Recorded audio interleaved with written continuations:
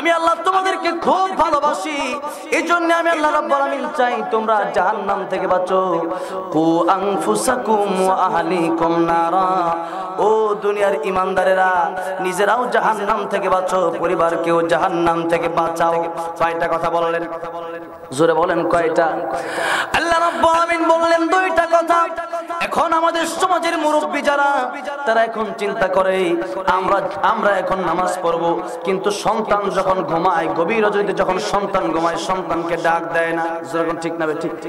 এভাবে জাহান্নাম থেকে নিজে বাঁচা সম্ভব যদি হয়, কিন্তু আপনার সন্তান যে আছে, আপনার সন্তানটা কিন্তু জাহান্নাম থেকে বাঁচতে পারলো না। আপনি যখন নামাজ পড়তে যাবেন, সন্তানটাকেও ডাক দেওয়ার দরকার আছে না নাই? কিন্তু আপনি ডাক যদি না দেন, তাহলে কিয়ামতের কঠিন ময়দানে এই সন্তানটা আপনার বিরুদ্ধে বিচার দায়ের করবে। আল্লাহ তাআলা আজকে আমার জন্য জাহান্নামের ফয়সালা হয়ে গেছে। আজকে আমি একা জাহান্নামে যেতে চাই না। আল্লাহ তাআলা যেই বাবা যেই মা সব শিখাইলো, কিন্তু নামাজ শিখাইলো না, পর্দা শিখাইলো না, কোরআন শিখাইলো না, সেই মা আর বাবাকে জান্নাতে দিবে এটা আমি মানতে পারবো না। আল্লাহ রাব্বুল আলামিনের কাছে সেই দিন মা আর বাবার জন্য সন্তান চালানত করবে। আল্লাহ রাব্বুল আলামিন কি বলবে? আল্লাহ বাবা আর মাকে জাহান্নামের রাস্তার মধ্যে দাও, বাবা আর মার বুকের উপর পাড়া দিয়ে আমি জাহান্নামে যাবো। জোরে কোন নাউজুবিল্লাহ। যদি অবস্থায় যেই সন্তানকে আপনি মানুষের মতো মানুষ করতে গিয়ে স্কুলে পড়ালেন, ভার্সিটিতে পড়ালেন, আমি বলি কোনো সমস্যা নাই, আপনি স্কুলে পড়ালেও সমস্যা নাই, ভার্সিটিতে পড়ালেও কোনো সমস্যা নাই, কিন্তু প্রাথমিক শিক্ষাটা মাদ্রাসাতে দেওয়া দরকার আছে না নাই? প্রাথমিক যে শিক্ষাটা, আজকে তো আমাদের সমাজে আরবি বন্ধ হয়ে গেছে। সমাজে মক্তবটা আগে ছিল, এখন সেই মক্তবটাও আস্তে আস্তে বন্ধ হয়ে যাচ্ছে। আগে যেই মক্তব ছিল, এখন সেই মক্তবগুলো কেজি স্কুল বন্ধ করে দিচ্ছে। কেজি স্কুল আর তো স্কুল আছে, সেই স্কুলের ভিতরে কোরআন চালু করে দেন। যেরকম ঠিক না ঠিক? কমপক্ষে স্কুল যদি থাকে তাও কোনো সমস্যা নাই, ইউনিভার্সিটি থাকলেও সমস্যা নাই। ইউনিভার্সিটি স্কুলগুলোতে কোরআন শিক্ষার দরকার আছে না নাই? কোরআন শিক্ষার দরকার আছে। আর কোরআন শিক্ষা যা হয় আমাদের সমাজে আজকে, এমন উস্তাদ রাখবেন যে উস্তাদ ভালোভাবে কোরআন শরীফ পড়াতে পারে। যেরকম ঠিক না ঠিক? আমার গাজীপুরে আমি দেখলাম একজন শিক্ষক আলিয়া মাদ্রাসায়, উনি কোরআন পড়ায়। শুধুমাত্র কি পড়ায়? কোরআন পড়ায়। ওনাকে কোনো বেতনই দেওয়া হয় না। আর সবার বেতন আছে, ওনার বেতন নাই। আমি বললাম কেন নাই? বললো আমি কোরআন শরীফ পড়াই। আজকে আমাদের সমাজে কোরআন শিক্ষার জন্য যে উস্তাদদেরকে রাখা হয়, কোরআন শিক্ষার জন্য মসজিদের ইমাম সাহেবকে যখন বাড়িতে ডেকে আনা হয়, তখন মসজিদ ইমাম সাহেব কোরআন পড়ায়। সারা মাস কোরআন পড়ানোর পর হুজুরকে 500 টাকা দেয়। 500। আর অঙ্ক ইংরেজি যেই উস্তাদ শিক্ষা, যে শিক্ষক শেখায়, ওনাকে দেওয়া হয় 3000 4000 টাকা। আমি তো বলতে চাই, কোরআনের সম্মান সবচেয়ে বেশি। কোরআন তো মাখলুক নয়, কোরআন তো আল্লাহর কালাম। কার কালাম? আল্লাহর কালাম। কয়েকদিন আগে একজন বলল কোরআনের দাম বেশি, রাসূলের দাম বেশি। আমি বললাম এগুলো তো সবাইকে ডাইরেক্ট প্রশ্ন করলেই হবে না, কারণ হলো ডাইরেক্ট প্রশ্ন করার সময় আমজনতা কিছু বুঝবেই না। যেরকম ঠিক না ঠিক? কোরআন বেশি দামি, রাসূল বেশি দামি, এটা বললে হবে নাকি? রাসূল সাল্লাল্লাহু আলাইহি সাল্লাম উনি হচ্ছেন মাখলুক। উনি কি? রাসূল সাল্লাল্লাহু আলাইহি সাল্লাম হচ্ছেন মাখলুক। মাখলুকের ভিতরে আমরা বিশ্বাস করি আল্লাহ রাব্বুল আলামিন বলেন আমার নবীর চাইতে দামি মাখলুক আর কেউ হতে পারে না। কোন সুবহানাল্লাহ। আর কোরআন মাখলুক নয়, কোরআন গায়রে মাখলুক। কোরআন কি? কোরআন হলো গায়রে মাখলুক। কোরআন হলো ডাইরেক্ট আল্লাহর কালাম। আজকে আল্লাহর কালাম এত দামি গ্রন্থ যখন শেখানো হয়, তখন ওনাকে কোনো সম্মান করা হয় না। আর ইংরেজি অঙ্কর স্যারকে যদি 3000 5000 টাকা দেওয়া হয়, যিনি কোরআন পড়ান ওনাকে দেওয়া দরকার 6000 টাকা। জোরে কোন ঠিক না ঠিক? কারণ আপনি যদি কোরআন না শিখেন, আপনার নামাজ হবে না। নামাজ ভঙ্গের কারণ হলো 19টি। জোরে কোন কয়টা? 1 নম্বর কারণ হলো নামাজে অশুদ্ধ পড়া। কি পড়া? আজকে আমাদের সমাজে অনেক মুরব্বীদের কোরআন তেলাওয়াতি অশুদ্ধ। জোরে কোন ঠিক না ঠিক? কোরআন তেলাওয়াত শুদ্ধ করার দরকার আছে না নাই? ও মুরব্বীরা, আপনি যদি বলেন আপনার পায়ে ধরতে, আমি আপনার পায়ে ধরবো। এরপরেও আপনাকে বলবো বাবা কোরআন শিখেন, কোরআন শিখেন। কোরআন হারা হইয়া যদি কবরে যান, আপনার নামাজ হচ্ছে না। আপনি যদি কোরআন না শিখেন, আপনার কবরের অবস্থা ভালো হবে না। আজকে আমরা কোরআন শিখি না, এই নামাজ যে পড়তেছি, কারণ এখন কোরআন শিখতে অনেকের লজ্জা হয় যে হুজুরের কাছে এখন গিয়ে কোরআন শিখবো। শিক্ষার কোনো লজ্জা আছে নাকি? শিখতে কোনো লজ্জা আছে নাকি? বড় বয়সেও শেখা যায়, শিক্ষার কোনো বয়স হতে পারে না। শিক্ষা মানুষ ছোটকালে যেমন শিখতে পারে, বড়কালেও শিখতে পারে। বাংলাদেশের বহু আলেম আছে যারা এখন পড়ায় মুফতি আবার পরে হুজুর কোন ঠিক না ঠিক। এই জন্য শিক্ষার কোনো বয়স নাই, বিশেষ করে কোরআন শিক্ষার কোনো বয়স হতে পারে না। আপনি মুরব্বী হচ্ছেন, এখন আপনি কোরআন শরীফ আগেও পড়েন না, এখনো পড়ার দরকার নেই, এমন তেমন করবেন না। এখন আরো বেশি জরুরি আপনার জন্য কোরআন শিক্ষা, কারণ আপনার মরণের দিন গোনায় আসছে, যদি কোন ঠিক না ঠিক। এই জন্য কোরআন শিখতে হবে। এই জন্য আমরা কোরআন শিখবো, হুজুরের কাছে কোরআন শিখবো, ইমাম সাহেবের কাছে কোরআন শিখবো। হাদিয়াটা ইমাম সাহেবকে বেশি দেওয়ার দরকার আছে না নাই? আর ইমাম সাহেবকে যদি আপনি দেন 200 টাকা, ইমাম সাহেব কি শিখাবে? 200 টাকাতে কি পাওয়া যায় বলে? 200, 500, 1000 টাকাতে একদিনের বাজারও হয় না এখন। এই জন্য আজকে আমাদের সমাজে কোরআনের শিক্ষা নাই। নিজে আজকে নামাজে যাচ্ছে, আমাদের সন্তানগুলোকে নামাজ পড়ার জন্য কোনো কথাই আমরা বলছি না। রাসূল সাল্লাল্লাহু আলাইহি সাল্লাম বলেন, তোমরা সন্তানদেরকে যখন তোমাদের সন্তান যখন বয়স্ক 10 বছর হবে, তোমরা তখন তাদেরকে শাসন করো। কি করো? শাসন করো। আর আজকে আমাদের সন্তানগুলা রাত 3টা 4টা বাজে খেলা দেখে, আর পরে ফজরের সময় যখন হয়ে যায় তখন ফেসবুক চালাইতে ঘুমায় পড়ে। হারে আমাদের কপাল পড়া এত মানুষ। কয়েকদিন আগে দেখলাম আল্লামা নূরুল ইসলাম ওলিপুরি দামাত বারাকাতুহু হুজুরের মাহফিল, সম্ভবত হুজুরের মাহফিলে মাত্র 20 থেকে 30 জন লোক দেখলাম মাহফিলে বসা, আর সবাই দেখলাম ফাইনাল খেলা দেখতে গেছে। এই যদি হয় দেশের অবস্থা, তাহলে বুঝেন এত ওয়াজ হচ্ছে, এত মাদ্রাসা হচ্ছে, এত মসজিদ হচ্ছে, আমরা কোথায় যাচ্ছি? যেরকম ঠিক না ঠিক। ও আমার ভাইরা, ও মুরব্বী বাবাজিরা, এই সন্তানটা ফজরের সময় অ্যান্ড্রয়েড মোবাইল টিভি টিপে, অ্যান্ড্রয়েড মোবাইল চালাইতে যখন নাকি ফজরের আযান আল্লাহু আকবার বলে, as-সালাতু খায়রুম মিনান নাওম বলে, তখন as-সালাতু খায়রুম মিনান নাওম যখন বলে ঘুম থেকে নামাজ পড়ো, উনি লেপটা তখন মোড়া দিয়ে তখন ঘুমায়। সারা ছেলের ঘুম হয় না, কিন্তু ফজরের নামাজের আযান হলে ঘুম হয়। যেরকম ঠিক না ঠিক। ও মুসলমান, এটাও শয়তানের দোকান। তখন শয়তান আপনাকে বলে এখন ঘুমাও, আর আল্লাহ রাব্বুল আলামিন আমার দিকে আসো। যখন বুঝবেন ফজরের নামাজ আপনার কাছে হয়ে যায়, আপনার রূহ যখন আসমানের উপরে চলে যায়, রূহ যদি আল্লাহ না দেয় তখন কিছু করতে পারবেন নাকি? রূহ যদি আল্লাহ না দিত তাহলে কি আমরা জীবিত থাকতে পারতাম? আল্লাহ রাব্বুল আলামিন যদি আমাদেরকে রূহ না দিত, তাহলে আমরা আজকে আমাদেরকে কোনো দল টানতো না, কেউ আমাদেরকে নিতে চাইতো না। কিন্তু আজকে আমাদের 2টা হাত আছে, 2টা পা আছে, চলতে পারি, হাঁটতে পারি। আজকে আমাদের আল্লাহ রাব্বুল আলামিন জবান দিয়েছে, কথা বলতে পারি, চক্ষু দিয়েছে, দেখতে পারি। এই জন্য আজকে আমরা মানুষের দিকে এত এইভাবে দৌড়াচ্ছি যে আল্লাহর দিকে এইভাবে দৌড়াই না। খেলার দিকে যেভাবে দৌড়াই, দলের দিকে যেভাবে দৌড়াই, নিজের ইনকামের জন্য, নিজের পরিবারের পেছনে, নিজের স্ত্রীর পেছনে যেভাবে আমরা দৌড়াই, কিন্তু আল্লাহ রাব্বুল আলামিনের কাছে আমরা এইভাবে দৌড়াই না। নিজের দুনিয়ার স্বার্থের জন্য আমরা আজকে যেভাবে দৌড়াই, আল্লাহ রাব্বুল আলামিনের কাছে যদি এইভাবে দৌড়াতাম, আল্লাহ বলেন বান্দারে তুমি আমার কাছে 1 হাত অগ্রসর হলে আমি আল্লাহ ডাবল তোমার দিকে অগ্রসর হই। কোন সুবহানাল্লাহ। আল্লাহ রাব্বুল আলামিন বলেন শুধু তাই না বান্দারে, 24টা ঘন্টা তুই তোর কাছে ব্যস্ত থাকিস রে বান্দা, কিন্তু আমি তোর জন্য 24টা ঘন্টার ভিতরে 1টা সেকেন্ড তো ঘুমাই না। সুবহানাল্লাহ। আল্লাহ কোরআনে বলেন, আল্লাহু লা ইলাহা ইল্লা হু আল হাইয়ুল কাইয়্যুম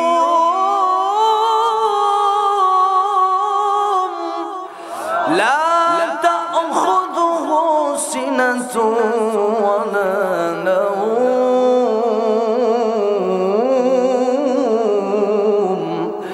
আল্লাহ রাব্বুল আলামিন বলেন আমি আল্লাহ ছাড়া আর কোনো ইলাহ নাই, আমি আল্লাহ আল হাইয়্যু, আমি আল্লাহ আগে ছিলাম, এখন আছি, থাকবো।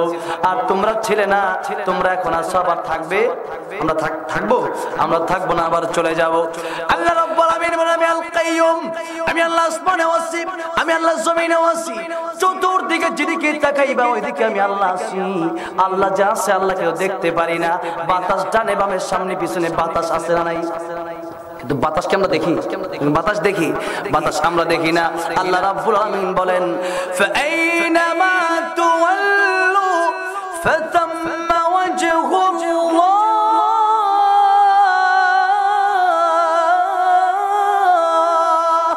আল্লাহ রাব্বুল আলামিন বলেন যেদিকে তাকাবা সেদিকেই আমি আল্লাহ রাব্বুল আলামিনকে দেখতে পারবে। বান্দারে বিপদের সময় অনেক সময় বন্ধু তোরে সাহায্য করবে না।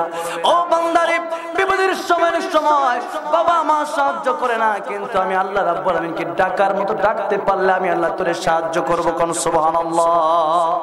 কিন্তু আমরা আজকে সাহায্যের জন্য আল্লাহর কাছে সূরা ফাতিহার পরে কই ইয়াকা না'বুদু ওয়া ইয়াকা নাস্তাঈন, আল্লাহ তাআলা কেবলমাত্র তোমার ইবাদত করি, কেবলমাত্র তোমার কাছে সাহায্য চাই। কিন্তু আবার অনেক লোক মাজারে গিয়েও চায় কি চায় না? যেরকম চায় কি চায় না? আমাদের দেশে মাজার কম না বেশি? এত মাজার আমাদের দেশে, যেই মাজারে গিয়ে মানুষ সিজদা দেয়, যেই মাজারে গিয়ে মানুষ পীরের কাছে চায়, পীরের কাছে সন্তান চায়, পীর কি কোনোদিন সন্তান দিতে পারে? মাজারে গিয়ে সিজদা দেওয়ার কোন নিয়ম আছে নাকি? এগুলো সব কি শিরক। কার সাথে? আর শিরক বিল্লাহ। কার সাথে? আল্লাহর সাথে শিরক হচ্ছে। এজন্য শিরক করা যাবে না। ইন্নাল্লাহ লা ইয়াগফিরু আন ইউশরাকা বিহি ওয়া ইয়াগফিরু মা দুনা যালিকা লিমান ইয়াশা ومن يشرك بالله فقد افترى إثما عظيما। আল্লাহ বলেন আমি চাইলে, আমি যদি ইচ্ছা করি তোমাদের জীবনের সব গুনাহ আমি maaf করে দিতে পারি। কোন সুবহানাল্লাহ। কিয়ামতের কঠিন ময়দানে অনেক গুনাহগার থাকবে যাকে আল্লাহ রাব্বুল আলামিন আল্লাহর অনুগ্রহে maaf করে দিবে। সুবহানাল্লাহ। আল্লাহর নবী বিশ্বনবী রাহমাতুল লিল আলামিন বলেন, রে উম্মতেরা, রে সাহাবীরা, আল্লাহর দয়া আল্লাহর অনুগ্রহ ছাড়া কেউ জান্নাতে যেতে পারবে না। আমি আমার আমল দিয়ে জান্নাতে যেতে পারবো না, আপনারা আপনাদের আমল দিয়ে জান্নাতে যেতে পারবেন না। কিন্তু আল্লাহ রাব্বুল আলামিন যদি ইচ্ছা করে বান্দাকে দয়া করে অনুগ্রহ করে জান্নাতে দিয়ে দিবেন। সাহাবীরা প্রশ্ন করলেন, ইয়া রাসূলুল্লাহ, ইয়া হাবিবাল্লাহ, ও নবীজি, তাহলে কি আপনিও আল্লাহর দয়া মায়া অনুগ্রহ ছাড়া জান্নাতে যেতে পারবেন না? নবীজি বললেন, রে সাহাবীরা, আল্লাহ রাব্বুল আলামিন যদি আমার উপর দয়া মায়া না করে, আমি নবী আল্লাহর দয়া মায়া ছাড়া জান্নাতে যেতে পারবো না। কিন্তু কিয়ামতের কঠিন ময়দানে আল্লাহ রাব্বুল আলামিন আমার উপর দয়া মায়া করবে। কোন সুবহানাল্লাহ। এইজন্য আল্লাহ রাব্বুল আলামিন আমাদের সাথে ছিলেন, আছেন, থাকবেন। তবে আল্লাহকে ডাকার মতো ডাকতে হবে। কিসের মতো ডাকতে হবে? ডাকার মতো ডাকতে হবে। যে নামে ইব্রাহিমের আগুন হলো পানি, ডাকার মতো ডাকলে খোদা সারা দিবেন তিনি, রে মন সারা দিবেন তিনি। এইজন্য যেভাবে ইব্রাহিম আলাইহিস সালাম আল্লাহকে ডেকেছিলেন সেইভাবে আমাদের ডাকতে হবে। ইব্রাহিম আলাইহিস সালামকে যখন নমরুদ আগুনে ফেলে দিবে, ইব্রাহিম আলাইহিস সালামের কাছে জিবরাইল আলাইহিস সালাম আসলেন আর ডেকে বলেন, ও আল্লাহর পয়গম্বর ইব্রাহিম খলিলুল্লাহ, আপনাকে নমরুদ আপনাকে আগুনে ফেলবে, আমাকে বলেন আমি আপনাকে আগুন থেকে বাঁচায় দেব। ইব্রাহিম আলাইহিস সালাম ডাক দিয়ে বলল, রে জিবরাইল, আল্লাহ রাব্বুল আলামিন যিনার ইবাদত আমি ইব্রাহিম করি, সে আল্লাহ তো অন্ধ নন, সে আল্লাহ রাব্বুল আলামিন আমাকে দেখতেছেন। সুতরাং জিবরাইল রে, আগুন থেকে তোমার বাঁচানোর কোনো দরকার নাই, আমার আল্লাহ রাব্বুল আলামিন আমার জন্য যথেষ্ট। কোন সুবহানাল্লাহ। এইজন্য সব সময় যত বিপদ আপদ হতো, সাহাবায়ে কেরাম 2 রাকাত নামাজ পড়তে আল্লাহর কাছে চাইতেন। কার কাছে চাইতেন? 2 রাকাত নামাজ পড়ে আল্লাহর কাছে চাইতেন। আমাদের যদি কোনো বিপদ হয়, নামাজ পড়বো 2 রাকাত, কমপক্ষে 2 রাকাত নামাজ পড়বে, এরপরে কার কাছে চাইবো? এরপরে আল্লাহর কাছে চাইবো। এবার আসুন, আল্লাহ রাব্বুল আলামিন বলেন, ও দুনিয়ার মানুষেরা শিরক করো না, আমি আল্লাহ রাব্বুল আলামিন শিরক, নবী বলেন শিরক যারা করবে না এদেরকে আল্লাহ maaf করে দেবে। কোন সুবহানাল্লাহ। বান্দার মায়ের চাইতে বেশি, বাবার চাইতে বেশি আল্লাহ রাব্বুল আলামিনের দয়া মায়া কম না বেশি? আরো জোরে কোন কম না বেশি? আল্লাহ তুমি দয়ার সাগর, রহমানুর রহিম, তোমার দয়াই পূর্ণ আমার সারা নিশিদি। আল্লাহর দয়া মায়া তো বেশি। আল্লাহর দয়া মায়া যদি আমাদের উপর না থাকতো, আমরা যেই গুনাহ করি আমরা এক বেলা পানিও খেতে পারতাম না। যেরকম ঠিক না বেঠিক? আল্লাহর দয়া মায়া কম না বেশি? আল্লাহর দয়া মায়া এত বেশি, কিয়ামতের কঠিন ময়দানে আল্লাহ রাব্বুল আলামিনকে একজন বান্দা বলবেন, আল্লাহ তোমার না দয়া মায়া বেশি, আল্লাহ তোমার দয়া মায়ের কারণে আজকে আমাকে maaf করে দাও। আল্লাহ রাব্বুল আলামিন বলবেন, ও বান্দারে, আমার দয়া মায়ের কারণে আজকে তোকে জাহান্নাম থেকে চিরতরে মুক্তি দিয়ে জান্নাতের মেহমান বানিয়ে দিলাম। কোন সুবহানাল্লাহ। এইজন্য আল্লাহর দয়া মায়া তো অবশ্যই বেশি, যার দয়া মায়া বেশি তার রাগটাও তত বড়। জোরে কোন ঠিক না বেঠিক? যার দয়া মায়া যত বেশি তার রাগ উঠলে এরকম রাগ ওঠে বেশি। যারা দেখবেন বেশি ভালোবাসে রাগটা উঠলে একটু বেশি রাগ ওঠে, আর যারা দেখবেন সাধারণ এমনি চলাফেরা করে রাগও বেশি নাই। এই জন্য আল্লাহর দয়া মায়া যেমন বেশি আল্লাহর রাগটাও বেশি। আল্লাহর সাথে যদি কোনো বান্দা শরীক করে কাউকে, আল্লাহকে ডাকার বদৌলতে যখন অন্য মানুষের কাছে গিয়ে একটা জিনিস চায়, অন্য মানুষের পূজা করে, তখন আল্লাহ কষ্ট পায়, এতটা কষ্ট পায় তখন আল্লাহ রাগ হয়ে যায়। আল্লাহ এক আয়াতে বলেন, ইন্নাল ইনসানা লাকাফুর। আল্লাহ রাব্বুল আলামিন বলেন দুনিয়ার মানুষেরা তারা বড় অকৃতজ্ঞ। মানুষ কি অকৃতজ্ঞ? কারণ কুকুরকে যখন মালিক একটা হাড্ডি দেয় তখন কুকুর সারাদিন মালিকের পিছনে পিছনে ঘোরে, কিন্তু আল্লাহ রাব্বুল আলামিন মানুষকে সারা জীবন খাবার দেয়, রিজিক দেয়, কিন্তু মানুষ আল্লাহকে না ডাক দিয়ে যখন তার বাবাকে ডাক দেয়, তার মাথায় গিয়ে পীরকে ডাক দেয়, ও পীর বাবা আমার তুমি এটা দাও ওটা দাও, তখন আমার আল্লাহ কষ্ট পায় কি পায় না? এই জন্য শিরিক করা যাবে না। এই জন্য জাহান্নাম থেকে বাঁচার এক নম্বর পথ হলো শিরিক থেকে বেঁচে থাকতে হবে, নিজে বাঁচতে হবে, নিজে নামাজ পড়তে হবে। আল্লাহ পাক বলেন ওয়া আহলিকুম নারা। আল্লাহ রাব্বুল আমিন বললেন তোমরা নিজে বাঁচো আর তোমাদের পরিবারকে আগুন থেকে বাঁচাও। আল্লাহ রাব্বুল আমিন বলেন আগুন, নারা, নার মানে কি? আগুন। আল্লাহ রাব্বুল আমিন কোরআন শরীফে এক জায়গায় বলেন কুল নারু জাহান্নাম আশাদ্দু হাররা, ডাইরেক্ট জাহান্নাম বলছেন, কিন্তু এই জায়গার ভিতরেই আল্লাহ রাব্বুল আলামিন নার বললেন কেন? কারণ দুনিয়ার আগুনটা আমরা বেশি বুঝি। যেরকম ঠিক না বেঠিক? জাহান্নামের আগুন আমরা দেখি, যদিও বিশ্বনবী রাহমাতুল্লাহি আলাইহি উনি জান্নাত জাহান্নাম দেখে এসে আমাদেরকে বর্ণনা দিয়েছেন, ওনার কথা আমরা বিশ্বাস করি কি করি না? উনি আমাদের বাবা। বাবা যদি সন্তানকে একটা কথা বলে, দেখি সন্তান বিশ্বাস করে না? আমাদের বাবাও আমাদেরকে বলেছেন তোমরা বিশ্বাস করো, আমরা বিশ্বাস করি, কিন্তু আল্লাহ রাব্বুল আলামিন এখানে চাইলে জাহান্নাম বলতে পারতেন, কিন্তু নার বললেন কেন? এর কারণ হলো যে মানুষ, দুনিয়ার মানুষ আগুন, আগুন শব্দটা বেশি বোঝে, এর ডাইরেক্ট অর্থই আগুন, কিন্তু আমি জাহান্নাম বললাম কেন? জাহান্নাম বলার কারণ হলো এর পরের অংশে আল্লাহ পাক বলেন ওয়াকুদুহান নাসু ওয়াল হিজারাতু আলাইহা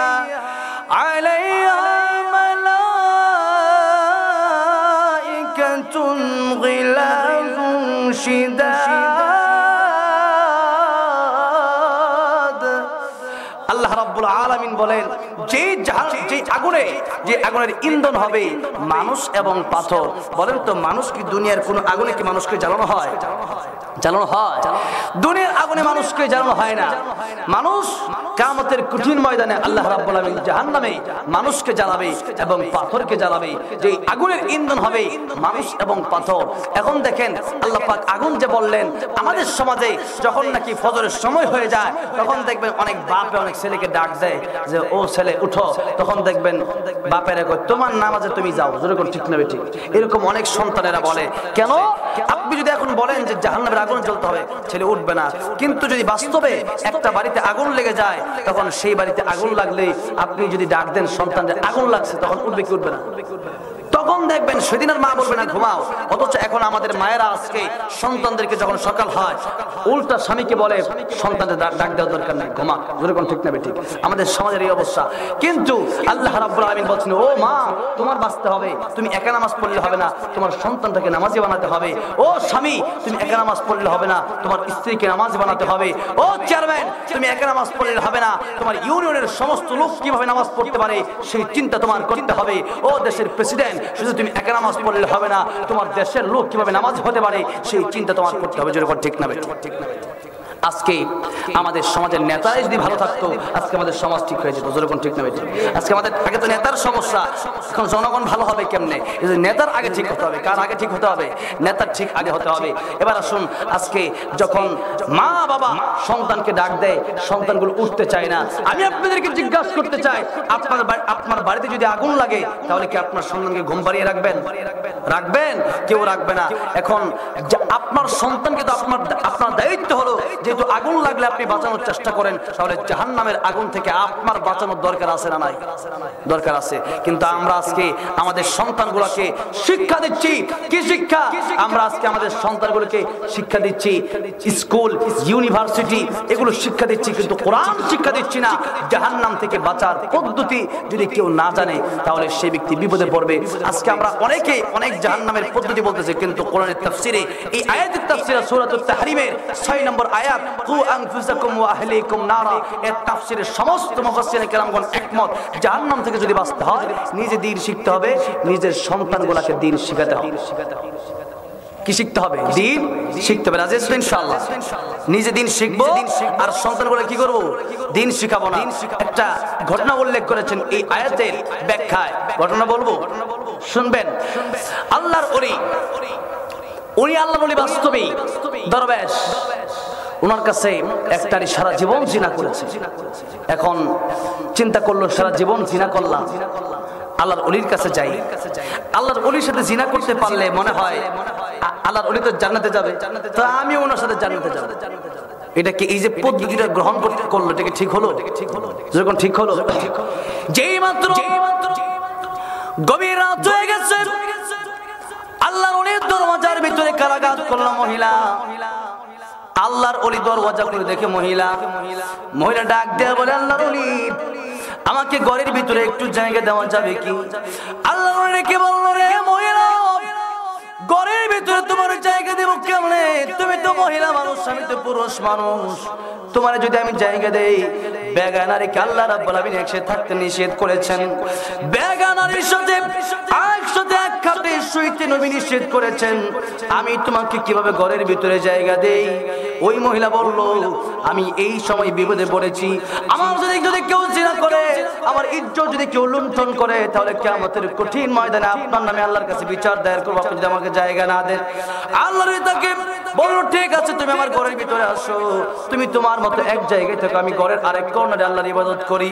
যেই মাত্র আল্লাহর ইবাদত করা শুরু করলেন, এমনি নারীর তো ইচ্ছা ঠিক ছিল না, নারীর তো ইচ্ছা তার সাথে জিনা করবে।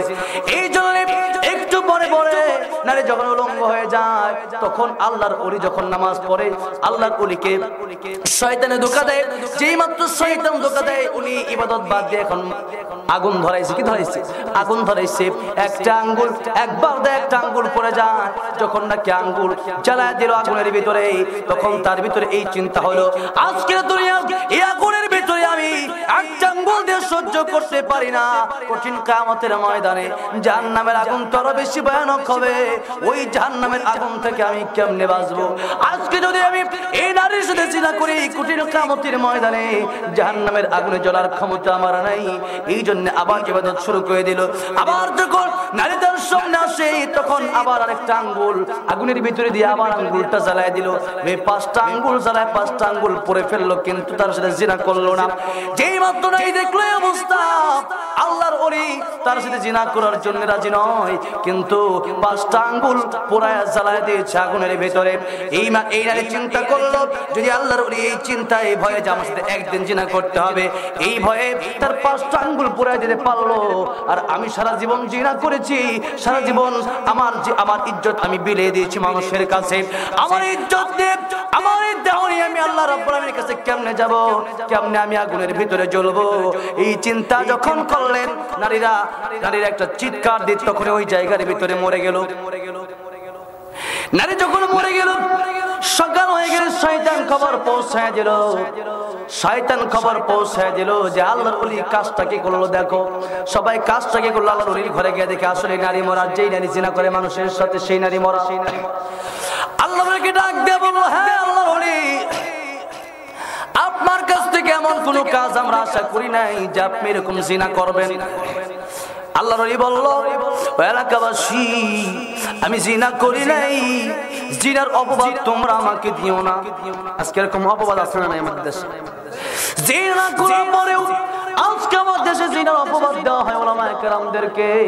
যারা অপবাদ দেয়, এদের শাস্তি কিয়ামতের কঠিন ময়দানে আছে না নাই? আমার ভাইরা, ও মুরব্বি বাবাজিরা, যেই মাত্র আল্লাহর ওলি বলল আমি জিনা করি নাই, আমাকে তোমরা অপবাদ দিও না। এবার জিজ্ঞেস করলো নারী মরলো কেমনে? সবাই তাকে মারধর মারধর শুরু করলো, গণপিটুনি আরম্ভ করে দিল। আল্লাহর ওলি ডেকে বলল, আমি এই নারীর সাথে জিনা করি নাই। এখন বলল, তাহলে তো এই নারী মারা গেল কেন? জিনা করলে, জিনা তো করেছো, লোক নারীকে মেরেও ফেলেছো। এই নারী এখন মারা গেল, তোমার তো শব্দ তোমার ঘরে কেন আসবে নারী? যেই মাত্র এই কথা বলেছে, আল্লাহ ডাক দেয়া বলেন, ও এলাকাবাসী, এই নারীকে তোমরা জিজ্ঞাসা করো, নারী মরা নারীর জবান থেকে আল্লাহ রাব্বুল আলামিন কথা বের করতে পারে কি পারে না? মরা মানুষের জবান থেকে আল্লাহ রাব্বুল আলামিন কথা বের করতে পারে কি পারে না? পশুর কণ্ঠে আল্লাহ রাব্বুল আলামিন কথা বের করতে পারে কি পারে না? আল্লাহ রাব্বুল আলামিন চাইলে কথা বের করতে পারে। যেই মাত্র আল্লাহ নবী বলল, ও এলাকাবাসী, এই নারীর, এই মৃত নারীর জবান থেকে তুমি কথা শোনার তোমরা জিজ্ঞাসা করো, মৃত নারী তোমাদের জবাব দিয়ে দিবে। যেই মাত্র জিজ্ঞাসা করা হলো, মহিলা আল্লাহর ওলি তোমার সাথে কি জিনা করেছে নাকি তুমি অন্যভাবে ইন্তেকাল করেছো? মহিলার জবান আল্লাহ রাব্বুল আলামিন খুলে দিয়েছে। মহিলাটা কি বলে, ও এলাকাবাসী, আমি রাতের বেলায় আল্লাহর ওলির সাথে জিনা করার জন্য এসেছিলাম। যেহেতু আল্লাহর ওলি জান্নাতে যাবে, আমিও আল্লাহর ওলির সাথে জান্নাতে যাব, এই জন্য এসেছিলাম। তামাম জীবনের গুনাহগুলি আমি মাফ করানোর জন্য এসেছিলাম। কিন্তু আমি যখন আসলাম, আমি তাকায় দেখি আল্লাহর ওলি একটা আঙ্গুল দিয়ে 5টা আঙ্গুল জ্বালায় দেওয়ার পরেও আমার সাথে জিনা করতে সে আবদ্ধ হলো না, জিনায় আবদ্ধ হলো না, জিনার মধ্যে লিপ্ত হলো না। আমি যখন তার এই অবস্থা দেখলাম, আল্লাহর এমন ওলি 5টা আঙ্গুল জ্বালায় পোড়ায় যেতে পারলো, তারপরেও জিনা করতে রাজি হলো না। আর আমি সারা জীবন জিনা করেছি, আমার স্থানটা জাহান্নামের কোন জায়গায় হবে? আল্লাহর ভয়ে আমি চিৎকার দিয়ে দুনিয়া থেকে ইন্তেকাল করে চলে এসেছি। এই আল্লাহর ভয়ে চিৎকার দিয়ে ইন্তেকাল করার কারণে আল্লাহ রাব্বুল আলামিন আমাকে জান্নাতের মেহমান বানিয়েছেন। কোন সুবহানাল্লাহ। এই যে আল্লাহর ভয়ে এই নারী ইন্তেকাল করার কারণে হয়তো আল্লাহ পাক তাকে জান্নাত দিয়েছে। কিন্তু নারী যে চিন্তা করেছে, যে ওসিলা খুঁজেছে, আজকে আমাদের দেশের সমাজের মহিলারাও ঠিক এই কাজ করে। পীরের কাছে যায়, পর্দা নাই, নামাজ নাই, রোজা নাই, পীরের পায়ে তেল মালিশ করে। পীরের পায়ে তেল মালিশ করলে কি মহিলারা যদি বেপর্দা ভাবে পীরের পায়ে তেল মালিশ করে, তাহলে কি এই পীর এই তেল মালিশ করার কারণে তার জাহান্নামের আগুন ঠান্ডা হবে না আরো গরম হবে? যেরকম কি হবে? গরম হবে। স্বামীর পায়ে তেল মারো, যেরকম ঠিক তবে ঠিক, তাহলে তোমার জাহান্নামের আগুন ঠান্ডা হওয়ার সম্ভাবনা আছে। যেরকম ঠিক তবে ঠিক। ফাতিমা রাদিয়াল্লাহু আনহা জান্নাতে সন্তানি হয়েছে। এমনি হয়েছে? কেন হয়েছে? কিতাবের মধ্যে 2টা জিনিস বিশেষভাবে উল্লেখ করা হয়েছে। একটা হলো ফাতিমা রাদিয়াল্লাহু আনহা, ওনার পর্দা ছিল ভালো। কি ছিল? পর্দা ছিল 100। উনি এমন পর্দা করেছেন, মৃত্যুর আগে হযরত আলী রাদিয়াল্লাহু আনহু ওনাকে বলল, ও আমার প্রাণের স্বামী, আমার ইন্তেকালের পরে আপনি আমার দাফন দিবেন রাতে। কখন? রাতে, যাতে করে আমি কতটুকু লম্বা কতটুকু মোটা এটা কেউ দেখতে না পারে। আজকে আমাদের সমাজের নারীরা পর্দা নাই, যেরকম ঠিক নামে ঠিক। 2 নম্বরে ফাতিমা রাদিয়াল্লাহু আনহা স্বামীর খেদমত করেছেন। কার খেদমত? স্বামীর খেদমত। আর আজকে স্বামীর খেদমত আছে? স্বামীকে খোঁটা দেয়, স্বামীর সাথে উল্টা ঝাড়ি মারে, স্বামীকে দিয়ে উল্টা কাজ করায়, স্বামীর খেদমত করতেই চায় না, যেরকম ঠিক নামে ঠিক। আল্লাহ নবী কইলেন জাহান্নামে যাবে। এই জন্য স্বামীর খেদমত করতে হবে নারীদের। এবং নারীদের কাজ হলো পর্দা করতে হবে। 2টি কাজ করতে পারলে ইনশাআল্লাহ জান্নাতে যাওয়ার আশা করা যায়। আর পুরুষদেরকে, যারা বাবা আছেন, তারা নিজে নামাজ আদায় করবেন। সন্তানটারে সকালবেলা যখন হয়ে যাবে, যেভাবেই হোক ঘুম থেকে উঠাবেন, নামাজের জন্য বলবেন। আমাদের দেশে যদি নামাজটা চালু হয়ে যায়, তাহলে কোনো অশান্তি হতে পারে না। নামাজটা যদি চালু হয়ে যায়, আজকে আমাদের সমাজে নামাজ নাই, কিন্তু মসজিদ কম না বেশি? মসজিদ বেশি, কিন্তু নামাজ কম, নামাজি কম। নামাজি বাড়াতে হবে। মসজিদ ওটুকু সমস্যা নাই, নামাজি বাড়তে হবে। জুমার সময় মুসল্লির অভাব নাই, কিন্তু 5 ওয়াক্ত নামাজে মুসল্লি নাই, নামাজি বাড়াতে হবে। আল্লাহ রাব্বুল আলামিন বলেন, ও দুনিয়ার মানুষেরা, নিজেরা জাহান্নাম থেকে বাঁচো, পরিবারকে জাহান্নাম থেকে বাঁচাও। এই জন্য নিজেও জাহান্নাম থেকে কিভাবে বাঁচা যায় সেই চিন্তা করতে হবে। শুধু একা আমল করলে হবে না, পরিবারকেও জাহান্নাম থেকে কিভাবে বাঁচানো যায় সেই চিন্তা করতে হবে। এর মূল মাধ্যম হলো জাহান্নাম থেকে বাঁচা, এবং বাঁচানোর মাধ্যম হলো নিজের দিন শিক্ষা করা আর পরিবারকে কোরআন এবং সুন্নাহ শিক্ষা দেওয়া। ইনশাআল্লাহ আল্লাহ পাক তৌফিক দান করেন। আমিন।